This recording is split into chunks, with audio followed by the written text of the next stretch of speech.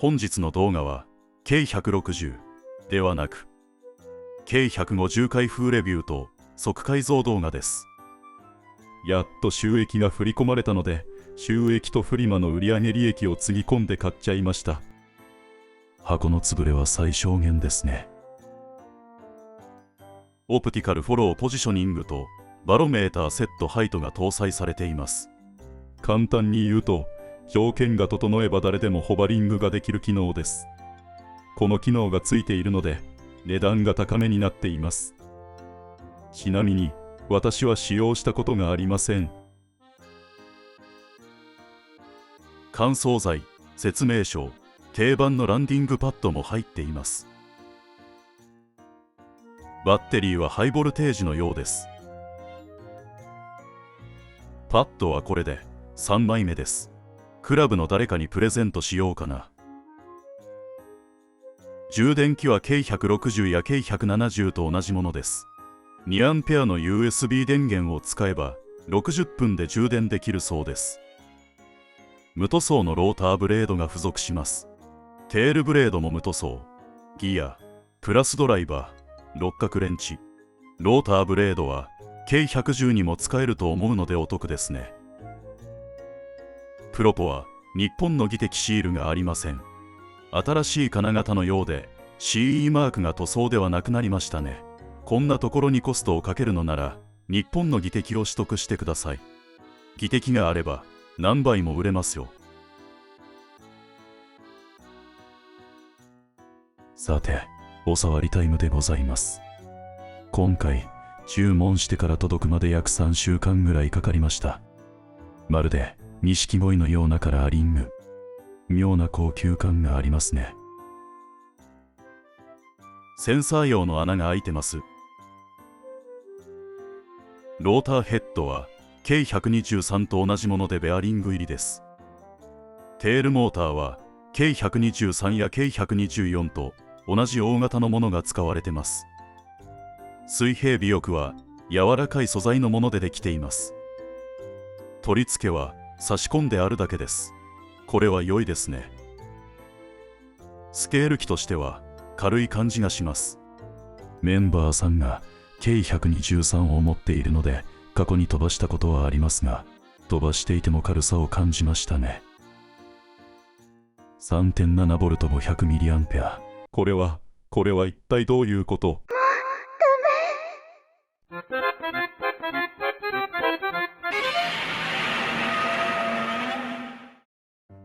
ハイボルテージ用の充電器で 3.7V バッテリーを充電するのは良くないので、このバッテリーの充電は計110付属の充電器でやることをお勧めします。覚悟を決めましょう。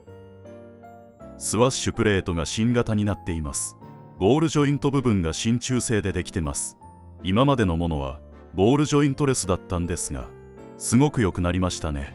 これは全ての飛行に効果があるのではないでしょうか。標準のバッテリーは小型タイプですが、計160や計170のバッテリーが使えるか検証します。私のバッテリーは断線修理したので収縮チューブを剥がしてますが、緩い感じでフレームに入ります。ノーズキャビンの取り付けができれば使えるのですが、取り付け問題ないです。このバッテリーも使えますね。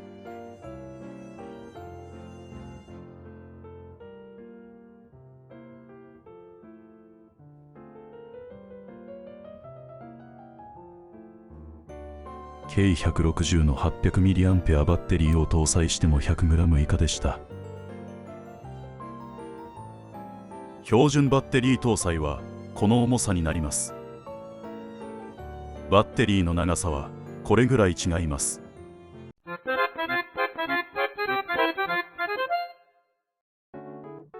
分解の前に受信機ボードにバッテリーを接続してみました。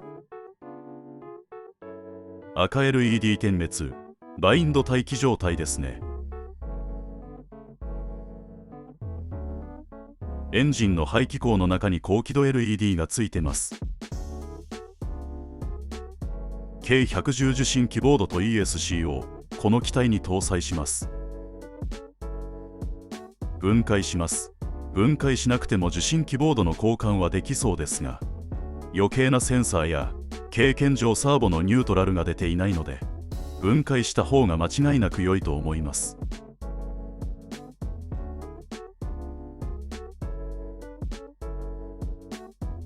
スキットの取り付けネジは前が太いもので後ろは細いものです。フレームの取り付けネジは6本です。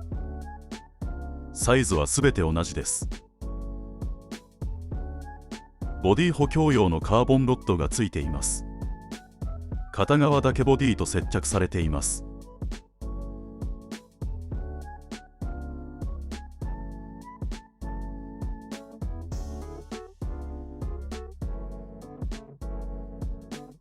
カーボンロッドを避けながらフレームを抜きました。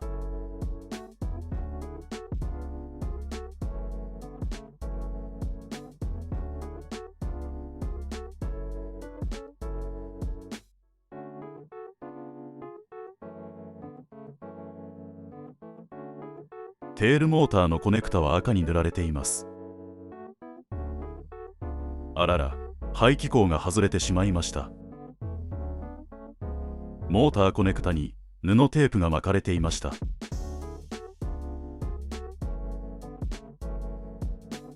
この ESC は何か改善したのでしょうか。変わったといえば、コネクタがハンダ付けに変更されてました。受信キーボードは新型です。K160 や K170 も基板が違います。随分コストをかけますね。センサーは引っ張れば外れます。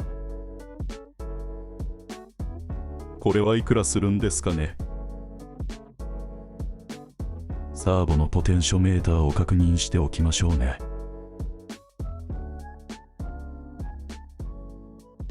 これで安心。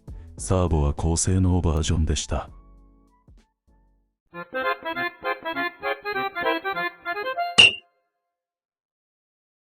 サーボのニュートラルを出します。標準の状態はサーボホーンがやや上向きなので、水平になるように調整します。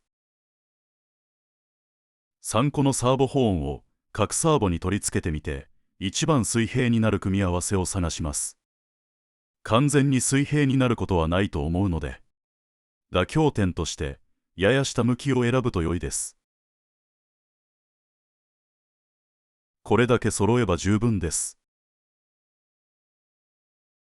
サーボの順番は1、2、3です。この順番は昔から変わりません。少なくとも私が見てきた K110 受信キーボードはこの順番です。ケーブルはこれがサーボ1、これが2、これが3というようにまとめます。ケーブルのマイナス線の黒い被覆が上に来るようにまとめます。受信キーボードはこのコネクタが1、2、3の順番です。受信キーボードとレシーバーベースを丁寧に脱脂します。3ミリのスポンジ両面テープで貼り付けます。貼り付ける位置はレシーバーベースの真ん中で良いと思います。3番、サーボコネクタ入ります。2番、サーボコネクタ入ります。1番、サーボコネクタ入ります。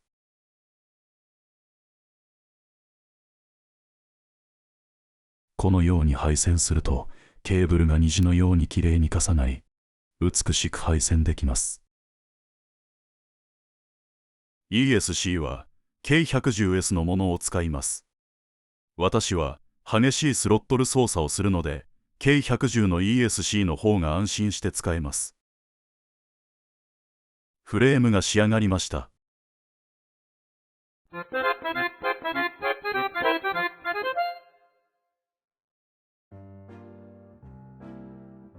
作動は問題ないので、ピッチ設定をします。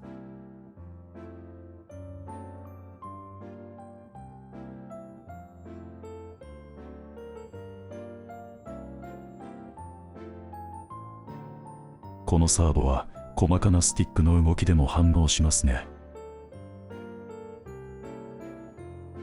ローターグリップの平面が水平になるようにボールリンクの長さを調整します。今回は目分量で設定してみます。たまには簡単な設定で飛ばすのもいいのではないでしょうかね。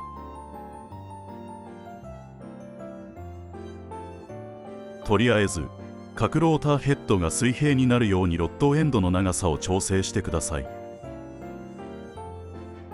ここが水平になればスワッシュプレートも水平のはずです。一応スワッシュプレートの高さを測っておきました。問題ありませんでした。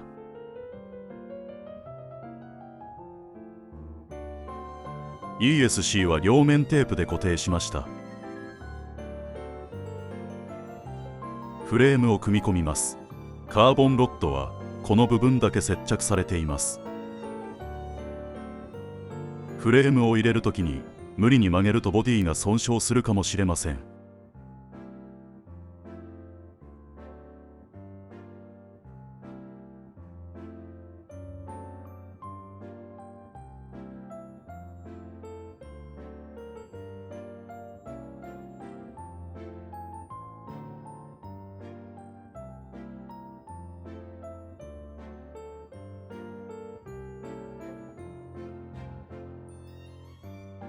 ボディを壊さずフレームを挿入できました。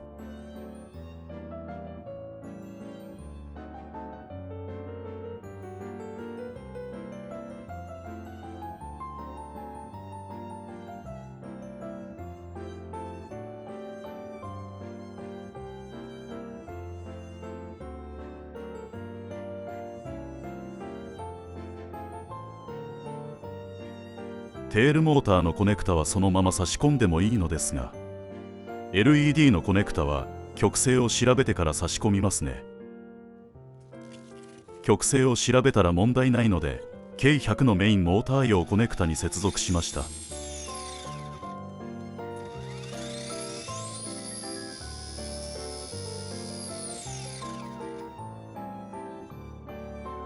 最後にピッチ設定です。最小ピッチは11度です。プロポの設定は K160 のものをコピーして使いました。K110S のコピーでも微調整でいけると思います。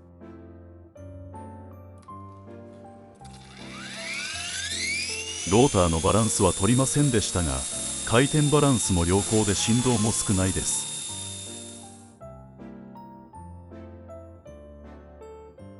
標準バッテリーを搭載した総重量です。純正使用よりも 4.4g 軽くなります。完成しました。今回は設定も精密にではなく適当に作ってみました。どのような飛行性能か飛ばすのが楽しみです。ではホバリングをしてみましょう。